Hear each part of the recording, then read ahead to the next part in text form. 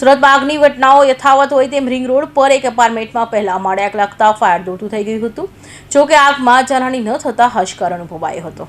સુરતમાં ફરી આગની ઘટના બની હતી. સુરતના રિંગ રોડ પર આવેલા નિર્મળ હોસ્પિટલની બાજુમાં આવેલા એક એપાર્ટમેન્ટમાં પહેલા માળે આગ લાગતા ફાયર વિભાગ દોડતું થયું હતું. ફાયર વિભાગ દ્વારા જણાવ્યું હતું કે દુકાનમાં શોર્ટ સર્કિટને કારણે આગ લાગી હોવાનું અનુમાન છે. જોકે દુકાન બંધ હોવાને કારણે ફાયર વિભાગ દુકાનનું શટર તોડી અંદર પ્રવેશતા સ્મોક વધારે હોવાને કારણે આગ પર કાબુ મેળવવામાં તકલીફ પડી હતી. જોકે ત્યારબાદ પાણીનો મારો ચલાવીને કાબુમાં લીધી આગમાં દુકાનમાં રહેલા તમામ સામાન મળીને ખાખ થઈ ગયો હતો. જોકે આ ઘટનામાં કોઈ જાનહાની ન થતા હાશકાર અનુભવાયો હતો. નિર્મલ હોસ્પિટલના બાજુમાં સિવિલ 4 રસ્તાની બાજુમાં નિર્મલ હોસ્પિટલ છે. જીવન જ્યોત એપાર્ટમેન્ટ છે, તેની અંદર આ ઘટના બનેલી હતી. અને સ્ટોક માર્કેટની દુકાન છે આ એરિયે, એને પહેલા માળે જ છે, એની અંદર આ ઘટના બની હતી. શોર્ટ સર્કિટ, લગભગ શોર્ટ સર્કિટના કારણે બનાવ બનેલો છે.